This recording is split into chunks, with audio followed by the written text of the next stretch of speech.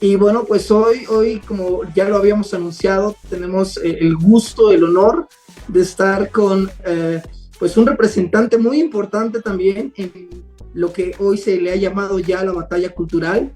Y en esta ocasión, bueno, pues tenemos a un invitado que nos va a hablar de un tema que sin duda va a ser un tema y es un tema necesario en estos tiempos que estamos viviendo, puesto que se está abordando el asunto sobre el ecologismo y pues presentando también su libro con el nombre de El libro negro del ecologismo. Así que sin más preámbulos, vamos a presentar a Horacio Justo. Por favor, Horacio, ¿cómo estás, amigo? Gracias por tomarte el tiempo y estar en este espacio. Gracias por aceptar la invitación.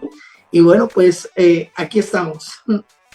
No, el agradecido soy yo, sinceramente es un gusto poder compartir con gente tan valiosa lo que uno ha recibido y por eso hoy quería tratar de transmitir además de lo que es parte de mi libro y pido perdón por los llantos de fondo, esto sucede cuando uno acata el mandamiento de crecer y multiplicaos y bueno, tener una vida con niños implica a veces esto, pero bueno, la gente lo va a saber entender. Hoy quiero compartir con ustedes una parte específica, un extracto específico de mi libro, porque allende que lo puedan conseguir o no, si lo pueden conseguir agradecido estoy, pero entiendo que a veces no todos pueden y sin embargo mi idea es simplemente transmitir lo que he recibido, poder transmitir el conocimiento y poder ayudar a que cada persona, cada familia, cada individuo que lo está viendo en este momento tenga herramientas para el debate, tenga herramientas concisas, precisas, documentadas para enfrentarse a esta nueva religión del siglo XXI que es el ecologismo. Una religión porque tiene todos los componentes del religare, lo cual implica el sacrificio, la congregación, la adoración, propio de todo credo, que hoy se enarbola como una nueva fuente de globalismo. Es un metarrelato, un relato que le da una justificación, una cosmovisión a cada nación y a cada persona. A tal Okay. punto que lo vamos a ver hoy día, cuando empecemos a compartir ahora las imágenes, de cómo está funcionando este nuevo credo. Por eso, con el permiso de ustedes, he preparado esta pequeña ponencia sobre la Agenda 2030, de la cual tanto se habla y tan poco se sabe. Y a veces se cree que toda expresión de progresismo es Agenda 2030, no es tan así. De hecho, el concepto de progresismo es un tema a desarrollar en un vivo especial, porque hay una serie de confusiones, se mezcla a veces con nueva izquierda, a veces se mezcla con post-marxismo, a veces se confunde con post-estructuralismo, pero eso ya lo vemos en mis clases de filosofía. Ahora vamos a hablar de la Agenda 2030. En primer lugar, tenemos que entender de qué hablamos cuando hablamos de la Agenda 2030. Tenemos que hacer un repaso histórico. Van a ver que siempre que tanto en mi libro como en mis conferencias, cada vez que me toque exponer, igual que mi socio, que mi coautor, citamos las fuentes. Y las fuentes no son interpretaciones sino tomamos de manera directa lo que los agentes que nosotros estamos combatiendo han sostenido. ¿Para qué? Para evitar cualquier tesis conspirativa. Esto lo supo explicar en un video una vez. No es lo mismo una conspiración, que es real, de allí viene el nombre. Conspiración significa conspirare, respirar con, que eran prácticas propias de la democracia ateniense. A la teoría conspirativa, que es un sesgo de confirmación. Básicamente, yo necesito confirmar que la gente de México es mala, entonces voy a tomar elementos aislados de 2 o 3 conflictos que tuve con alguna persona en México para establecer una generalidad que la gente de México es mala por naturaleza. Entonces, esta es la gran distinción. La conspiración tiene sustento, se puede probar. La teoría conspirativa es un sesgo de confirmación. Vamos entonces a empezar con las fuentes directas. De la ONU, fuente oficial de la ONU. En 1949 surge la Conferencia Científica de las Naciones Unidas sobre la conservación y utilización de recursos. 5 años después de lo que se conoce como la Segunda Guerra Mundial, ya la ONU muestra en ese sentido, todavía había una transición respecto a la Liga de las Naciones, la intención de cómo se iban a administrar los recursos naturales de cara al futuro, lo cual ya se mostraba una tendencia de un sistema globalista en desmedro de los recursos que son propios de cada soberanía. Esto a considerar. Esto como primer punto. El segundo punto es también que desde ese momento ya se empieza a germinar de manera oficial lo que es las conferencias ya no solo científicas sino políticas en torno al control demográfico. Pero era importante establecer este punto de inicio, 1949, de manera oficial, aunque en mi libro van a ver que esta tendencia ya surge desde fines del siglo XIX, pero oficialmente hacemos el parataque. ¿Por qué hacemos esta indicación? Porque es importante siempre atender a las fechas. Algo que yo le marco a mis alumnos es, nunca les tomo un examen en torno a que sepan la fecha de memoria. Es más, dejo que tengan las líneas de tiempo cuando se les toman un examen en mano, porque lo que me interesa es que razonen. Claro. Pero que puedan vincular realmente el contexto. Que puedan ordenarse mentalmente en el contexto. Por eso vamos a ver rápidamente el repaso histórico de las conferencias internacionales de control demográfico, para ver cómo llegamos a la Agenda 2030. En primer lugar, tenemos 1927 Ginebra, primer conferencia internacional de control demográfico, que estaba como presidente de actas Margaret Sanger. ¿Qué es lo importante aquí? Que se demostró en Ginebra en 1927 que el control demográfico global es expreso lo que estoy diciendo, control demográfico global no es producto de una izquierda marxista.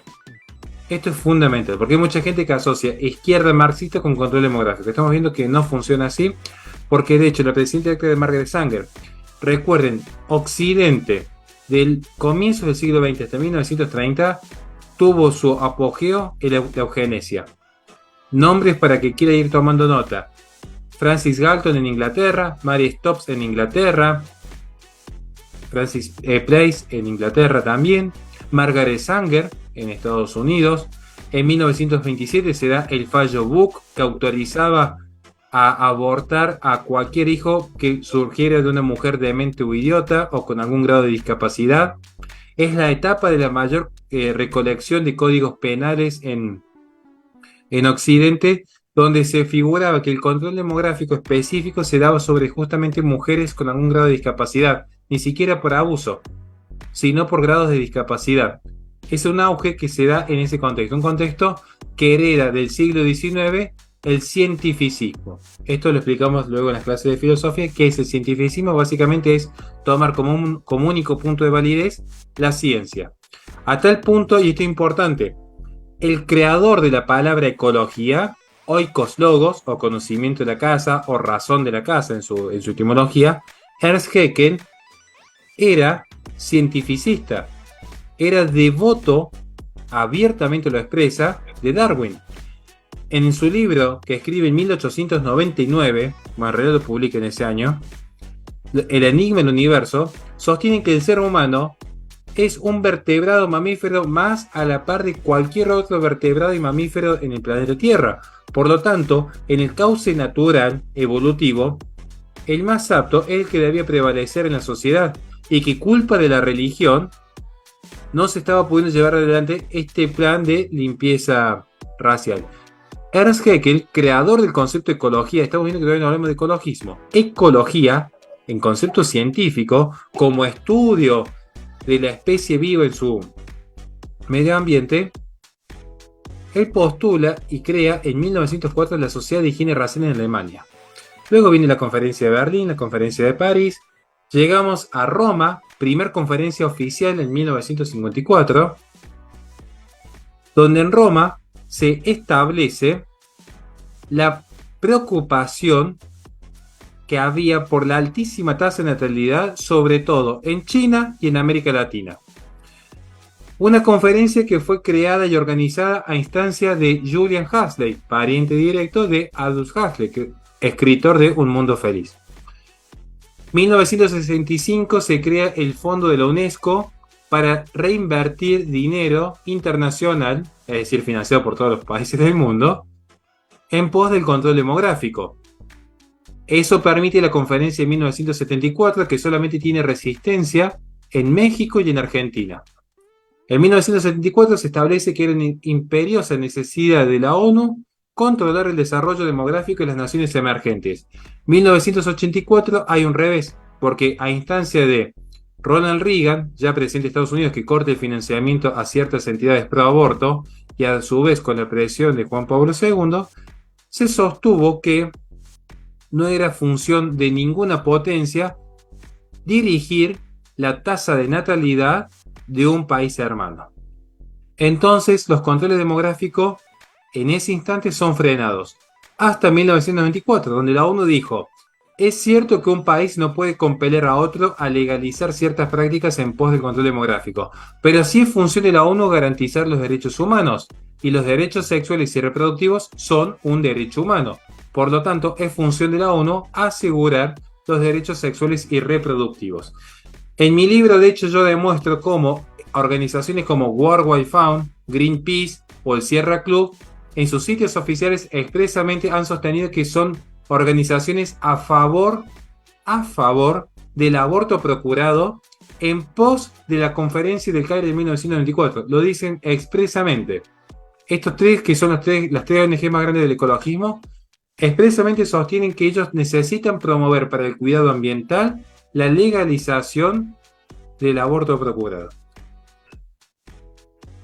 Y esto tiene su origen principalmente, más allá que el ecologismo surge con Rachel Carson en términos políticos en su libro La Primavera Silenciosa de 1962, con la bomba demográfica de 1968 de Paul Ehrlich, donde se sostenía que el crecimiento exponencial de los seres humanos iba a finalizar en un colapso tanto económico como social como político, dada la escasez de recursos naturales.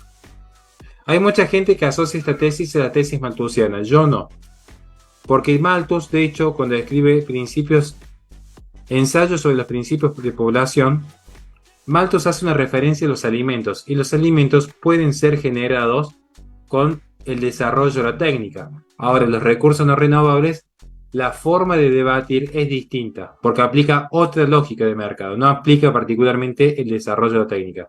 Eventualmente va a surgir lo que es la oferta sustitutiva. Entonces, esto también es considerado, porque de hecho Paul Ehrlich pierde una apuesta considerando que en 10 años se iban a acabar determinados minerales que nunca se acabaron. Simplemente apareció una oferta sustitutiva y fueron reemplazados. Bueno, maravillas del mercado. En ese sentido, yo que por ahí soy un poco crítico del mercado, en ese sentido hay que reconocer que funciona. Ahora, lo que sí van a sostener desde ese punto en adelante es que el ser humano se termina convirtiendo en una gran plaga. Y esto no lo tomo solamente del resto quo, que es para graficar un movimiento específico, que de hecho lo que ven en pantalla es la entrevista que le hacen a Les Knight, fundador del movimiento por la extinción humana voluntaria. Sino que hay grandes intelectuales: Garrett Hardin, Paul Ehrlich, William Bogg, Eric Pianka, Dave Foreman, Petra Kelly, van a sostener la necesidad imperiosa. Estoy hablando de los principales intelectuales del ecologismo. André Gorz, podríamos citar también, Michael Lowy, la imperiosa necesidad que vienen gestando desde 1940 en adelante de reducir la población. Y de hecho, si uno observa las tasas de natalidad, tiene un punto de quiebre y de inflexión en 1974 con la anuencia de la ONU. A partir de allí empiezan a haber los descensos drásticos, a tal punto que hoy naciones como México o como Argentina están por debajo de la tasa de recambio generacional mínima y establecida, que es 2,1. ¿Qué significa esto? Que una mujer en edad reproductiva tenga un promedio de 2 hijos y un poco más. Hoy, de hecho, las tasas de natalidad están en cerca de 1,54 en Occidente en promedio, incluso llegando a 1,1 o 1,3 en países de Europa. Esto implica que o hay una inmigración sustitutiva utilizada como forma de guerra híbrida, como pasa en Francia o en Italia, o finalmente la población envejece y desaparece la nación, como está pasando en parte de los... Pero bueno, el punto aquí es: los grandes intelectuales como Paul Ehrlich, William Bogg o Garrett Hardin, que son los pioneros en esta noción del ecologismo. De hecho, William Bosch y Gary Hardin escriben en la década del 40. Ellos sostienen que el ecologismo atiende a un problema global que requiere una solución global. Y el gran problema es no la contaminación que genera la industria occidental, que eso ya lo van a denunciar luego. Es el propio desarrollo humano, para que la gente lo pueda entender de manera simple. Si yo arrojase al desierto un camello, el camello podría subsistir sin alterar el ecosistema. Al mismo tiempo, si yo arrojase un oso polar en el Polo Norte, podría subsistir sin alterar sustancialmente el ecosistema. Es decir, el ecosistema mantendría su movimiento natural. Ahora, el ser humano, para sobrevivir en cualquier espacio, necesita por definición alterar el ecosistema. Sobre todo si quiere subsistir como especie, porque puede darse que un ser humano entrenado en batalla puede subsistir un tiempo en el medio de un monte sin un cambio radical. Pero si quiere llevar adelante un proceso civilizatorio, es decir, generar cultura que significa que este cultivo debe alterar el ecosistema. Por lo tanto, si hay un problema en el ecosistema, para los ecologistas, la solución está, por definición, en reducir al ser humano, que es el que lo altera. Si quieren preservar la ecología tal como es, se requiere eliminar al ser humano. Ya ni siquiera se trata de un modelo de transición energética en torno a los reactores nucleares, ya ni siquiera se trata de una merma en la emisión de CO2 con la mejora de tecnologías en los motores, ya ni siquiera se trata de tratar de socavar el consumo de energía fósil, es directamente evitar el contacto del ser humano con el ecosistema. Porque en gran medida el progresismo funciona con esta lógica. Ellos ven al ecosistema como esa novia inmaculada. Sucede que hoy los grandes progresistas desean tener el más alto consumo artificial, por eso los van a ver que están todos siempre al día con Netflix, consumiendo su café en Starbucks, comprando ropa en Balenciaga, viajando por las aerolíneas privadas de Bill Gates, teniendo su último iPhone. Ahora, ellos no pueden rendir cuenta de, por ejemplo, cuántas minerías a cielo abierto se necesitan para la producción en masa de iPhones, especialmente para la extracción de litio. Ellos no pueden rendir cuentas, por ejemplo, de dónde provienen esos famosos paneles solares que hoy tienen un mercado concentrado en un 90% en China, que funciona a base de campos de concentración con los uigures y mano de obra esclava, que por cierto va absorbiendo las acciones de todas las mineras estatales que están bajo el poder del comunismo en África, que también se nutren de mano de obra esclava. Ellos no pueden rendir cuentas, por ejemplo, como Coca-Cola, que hoy habla de la diversidad y la inclusión sexual, fue auspiciante de la COP27, es decir, la Conferencia de Partes 27, heredera de los protocolos de Kioto.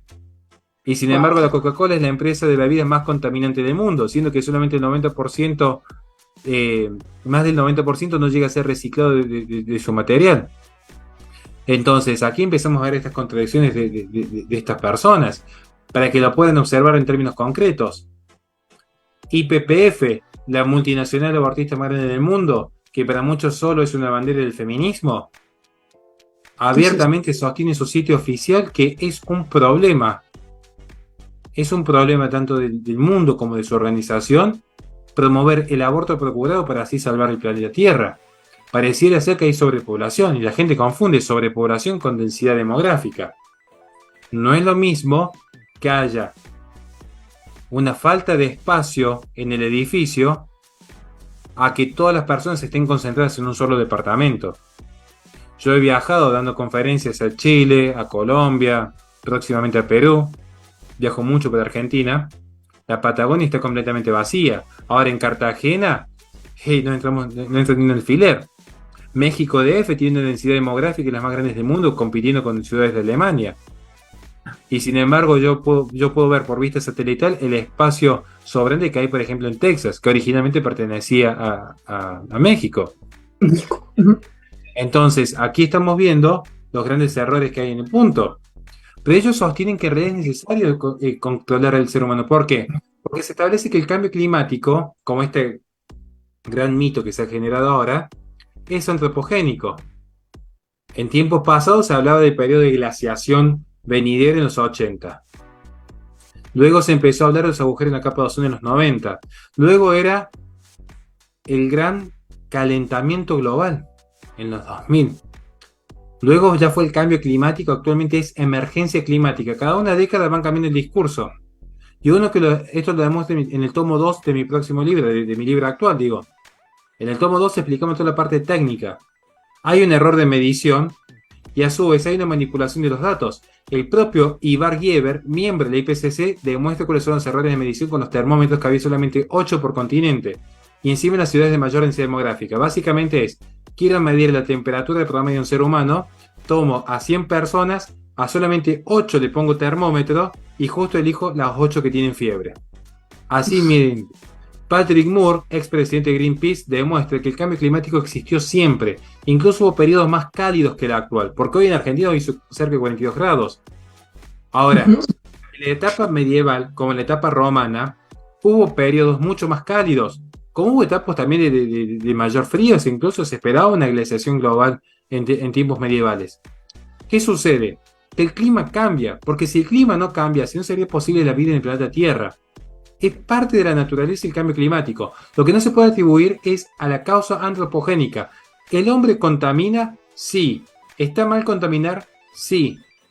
¿Está mal hacer un abuso de la propiedad en desmedro de un tercero? Sí. ¿El hombre es causante actual del cambio climático? No. No. Está discutido científicamente, han censurado a los científicos que aportan pruebas, como sucede con Jody Curry en el Senado de Estados Unidos, porque sostener que el cambio climático es antropogénico implica que la causa, antro significa hombre, y gen, origen. Si la causa es el hombre, ¿cómo elimino el efecto? Eliminando la causa, al propio hombre. Y esto es lo que necesitan las grandes élites de poder. Pero que luego voy a explicar por qué, porque parece una teoría conspirativa, pero voy a explicar por qué es necesario que se cierne este discurso. Porque tiene razón de ser, el control no es simplemente somos malos y queremos hacer el mal en el mundo. Es mucho más complejo porque se vincula a tesis filosóficas en torno al utilitarismo. Es decir, la mayor felicidad para la mayor cantidad de personas posibles, como diría Jeremy Bentham. ¿Quiénes puede cada uno estudiar? Si no pueden comprar mi libro, que yo no entiendo, pueden incluso investigarlo por ustedes mismos. A mí lo que me interesa es que se difunda el conocimiento. Javier González Corripio, científico argentino, colaborador de la NASA. Ivar Gieber, miembro del panel original de la IPCC. La IPCC, para que la gente sepa, es el panel intergubernamental de cambio climático. Básicamente es la OMS o la UNICEF vinculado al cambio climático de la ONU. Jody Curry, la mayor climatóloga del mundo, la más importante de hecho. Pero sucede que acá donde yo quiero explicar cómo funciona este discurso ecologista. ¿Cómo funciona esta forma específica de la Agenda 2030 en torno al control demográfico? Que lo pueden observar de manera explícita en el objetivo número 5. Yo, por ejemplo, veo aquí en pantalla a Isaac y a Jorge. Voy a tomarlos como ellos como ejemplo. Yo soy un gran financista. Horacio Giusto va a ser similar a Bill Gates. Van a ver que ni siquiera necesitamos por ahora del Estado. Por ahora ni siquiera lo necesitamos al Estado. Por eso es que el progresismo no está tan vinculado a la izquierda como muchos creen. Es una forma de izquierda. Pero está a la izquierda, pero tiene una esencia particular. Vamos a ver cómo funciona. Yo soy Bill Gates. Soy millonario. Resulta ser que Jorge tiene solamente 100 euros. Él gastó de los 100 euros 50 euros pagando impuestos para que su empresa de cosméticos funcione en regla, donde el Estado lo controla de que esté haciendo todo lo que debe hacer. Un Estado que, por cierto, ya prohíbe el maltrato animal. Isaac tiene 1000 euros. Él también tuvo que pagar 50 euros para que el Estado controle que su empresa de cosméticos funcione en regla y pueda competir. Quedamos al final del día, en el día 1, Jorge con 50 euros, Isaac con 950 euros. Resulta ser que yo soy Bill Gates. Yo financio a los que hicieron la producción de Save Ralph y financio a Greta Thunberg para que concienticen a las personas sobre lo malo que es maltratar a los animales. Genera una batalla cultural desde el sector privado, sin intrometer al Estado, concientizando a la gente de que los animalitos tienen derechos. Lo cual ya lo desmiento en mi libro, por cierto. En ese punto, voy a luego crearme una organización, supongamos hipotéticamente. Voy a crearme una organización que se llama Greenpeace. Greenpeace va a salir a vender a 500 euros un loguito que en realidad vale 100.000 euros y se audita todos los años. Esto es real lo que digo. Por 100.000 euros uno puede auditar en Europa para que le den el logo de Cruelty Free, donde van mis empleados activistas, controlan la fábrica de ustedes, verifican lo que el Estado ya verificó previamente, que es que no estén maltratando animales, y les permiten usar el logotipo oficial que ustedes han tenido que pagar, diciendo que están libres de maltrato animal. La sociedad civil, que consume publicidad todos los días de su vida, altísimo nivel de consumismo tienen, ¿qué van a decir? Ah, si la empresa de Jorge, que pudo pagar los 500 euros, tiene el loguito Cruelty Free, quiere decir que Jorge no está maltratando animales. Pero la empresa de Isaac, que no pudo pagar, quiere decir que él sí está maltratando animales. Entonces, nadie va a comprar el producto de Isaac, porque la sociedad civil ya dijo, bueno, me han inducido al consumo el producto de Jorge. Isaac va a quebrar. ¿Y qué va a pasar con esos campos que él tenía allí para su producción, para lo que sea? ¿Qué va a pasar con su industria? ¿Qué va a pasar con sus empleados? Los absorbo yo por 2 monedas, porque ya fue en quiebra. Hoy, para que vean que esto no es un mito, yo los invito a que investiguen cuánto sale la auditoría del sello Cruelty Free y también que investiguen cuál es el mayor terrateniente de Estados Unidos en este momento. No en vano, Bill Gates, como muchos famosos de Hollywood, por ejemplo, están financiando la carne sintética. La gente empieza a consumir carne sintética con la Not Burger en McDonald's o Burger King, y eso hace que muchos pequeños productores agropecuarios, como está sucediendo en España, vayan a quiebra. Entonces, después viene Bill Gates y empieza a comprar todos esos vastos campos para tener un resguardo real, en el sentido verdadero, en el sentido real para que la gente entienda. ¿Saben por qué se dice realeza en la Edad Media? A mí me encanta, yo doy clase de filosofía de la Edad Media. Yo doy clase de filosofía sobre la Edad Media. En la Edad Media, mal llamada Edad Media, se habla de real porque la realeza constituye su principal y primera fuente de poder, el derecho real sobre la propiedad, sobre el territorio sobre el cual se instituye el señor. Y a partir de allí empezaba el proceso de expansión. Es lo que está haciendo Bill Gates hoy. Se está expandiendo territorialmente. Y sin todavía necesitar la intervención del Estado, todavía. Y todo esto, ¿cómo que la gente lo acepta? Porque han hecho una batalla cultural, ahora sí, ya también intervienen los organismos supraestatales. Organismos que, por cierto, por ejemplo, Paul Ehrlich, en la bomba demográfica, sostenía que era necesario que tanto el Estado como organismos supraestatales no solamente promovieran el aborto procurado, sino la esterilización forzada. Todo esto en nombre del desarrollo sostenible. En nombre del desarrollo sostenible es que las personas están dispuestas, como dirían en el foro de Davos, hace 2 años atrás, algo que ya advertí en mi primer libro, no poseerás nada y serás feliz. Se asume como una religión donde uno se sacrifica voluntariamente en pos de la Gaia, la Pachamama y la madre naturaleza. Esto es una forma muy sucinta de explicar cómo el corporativismo verde trabaja para financiar y controlar la población. Y la gente se estará preguntando entonces, ¿por qué? Y acá viene el ejemplo que siempre doy. Es el ejemplo más práctico, lo he dado siempre y hasta que no encuentre un mejor ejemplo, lo voy a seguir dando. Así que pido paciencia de 5 minutos a los que ya lo conocen. Supongamos que yo estoy casado con mi esposa. Bueno, de hecho estoy casado con mi esposa, pero supongamos en un plano hipotético, estoy con mi esposa. Tenemos 100 hectáreas de soja, porque acá miren cómo somos los argentinos con la soja. Nos fascina la soja. Nos da de comer todo el año. Tenemos 100 hectáreas de soja.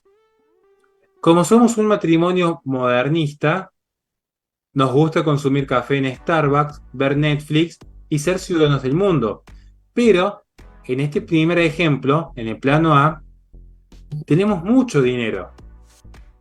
Tanto dinero que podemos contratar a Jorge e Isaac para que uno trabaje el campo y otro se encargue de la contaduría, y otro se encargue de la parte legal, y otro se encargue de las vaquitas.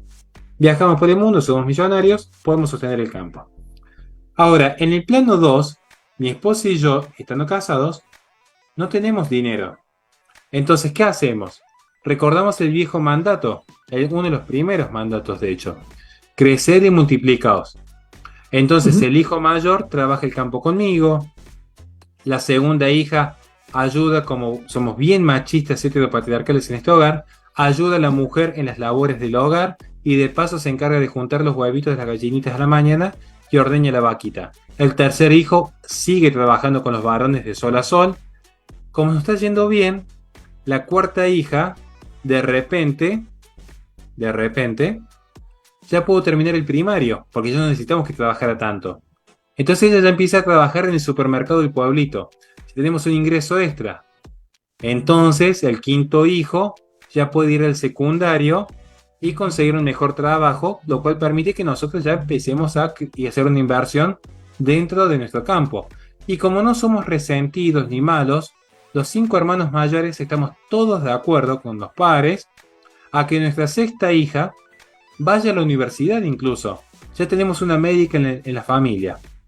Y así es que esto es una historia romántica, es como se construyeron todas las naciones en Occidente, particularmente en América Latina. Así se construyeron. Ora et labora, como decían los monacatos en el siglo III después de Cristo. Orando y trabajando. No había tantas excusas, no había tantos problemas. De hecho, en mi libro hago la misma conclusión que está en el libro del padre Oliveira Rabasi, que no te la cuento en tomo 1, y la misma conclusión que se llega en Psicosis Ambientalista.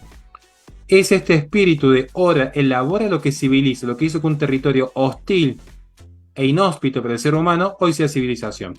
Pero tenemos un tercer plano. Mi esposa y yo tenemos espíritu modernista, pero sin dinero. Entonces, ¿qué vamos a hacer? Ya no podemos contratar gente, tampoco si queremos tener hijos, porque el cuerpo de la mujer, porque emite mucho CO2, porque hay sobrepoblación, porque los derechos de la emancipación, porque queremos ser libres, porque un perrijo reemplaza a un hijo, porque tenemos gatitos en vez de hijos también. Va a llegar un momento que no vamos a poder sostener el tamaño del campo y vamos a pasar hambre. Y lo vamos a terminar vendiendo al primer postor, aun cuando sea un precio injusto. Habría que discutir lo que es un precio justo. Esto es lo que sucede particularmente en el mundo. Cuando se habla de control poblacional, se habla de reducción. Tiene que haber un punto justo en el cual siga habiendo unidades de consumo y siga habiendo unidades de producción, pero que no haya tal nivel de reproducción humana y de industrialización que permita competir a naciones como México o Argentina, porque son países esencialmente extractivistas. Por eso van a ver, de hecho, que los países que ganan la carrera comercial en Occidente, hacia la década de 1950, son los que hoy son los principales beneficiados de la Agenda 2030, como lo explico yo en mi libro, con China, tiene monopolio de panel solar, y son los que, curiosamente, luego no quieren que el resto de las naciones se reproduzcan y se industrialicen. Básicamente voy al gimnasio, me pongo enorme, hago boxeo, y después digo, no, se cierran los gimnasios y la escuela de boxeo porque es una actitud machista. Sí, pero termino siendo el único hombre que puede decir las cosas como quiere, porque nadie me puede competir. Hoy en el mundo, para que esto lo vean con ejemplos concretos y no quede como un ejemplo hipotético, hay 3 naciones que son verdaderamente soberanas en materia energética. Curiosamente son las únicas 3 naciones que se pueden expandir. Hay una que se está expandiendo, que es China. Esto lo explicamos, qué sucedió con el Tíbet, qué sucedió con Hong Kong, qué sucede con Taiwán, qué sucedió con Birmania. Hay 3 naciones que son soberanas energéticamente, que no necesitan pisar las conferencias de parte porque no tienen nada para hacer allí. Las conferencias de parte dependen de ellos, incluso cuando quieren llevar una agenda verdaderamente. Rusia, uno de los mayores productores de gas en el mundo. India, que además es precursor en energía nuclear. Mientras Europa estaba coqueteando con la Agenda 2030, cantando con los pajaritos y plantando arbolitos, India estaba sacando un reactor nuclear una vez al mes. Y China, en el año 2020, la única economía que creció justamente a base de tener industria que se sostenía con energía proveniente del carbón. Que son luego, las conferencias de partes están más preocupadas por ver por qué no se implementan los controles de natalidad en el África, y esto está en las memorias de las actas de la conferencia de parte número 26. Vayan, investiguen y refútenme sin ningún problema. Estaban preocupados por los controles de natalidad en el África y no por condenar a China. ¿Por qué? Porque China tiene el monopolio de los paneles solares en el mundo. De hecho, tiene el monopolio completo de la extracción, producción y distribución de los 17 metales raros necesarios para la fabricación de componentes tecnológicos de alta gama. Esto también está explicado en el tomo 2 de mi segundo libro.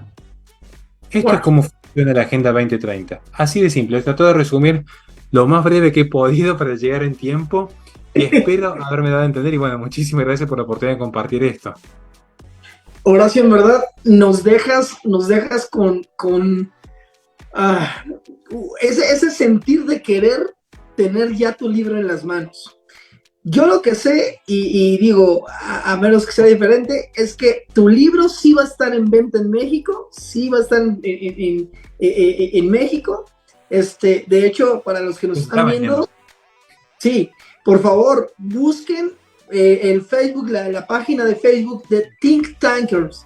Ahí ustedes pueden ver toda la referencia respecto al libro nuevo, el libro negro del ecologismo, porque necesitan, en verdad, necesitan tener este libro en casa. Es fundamental.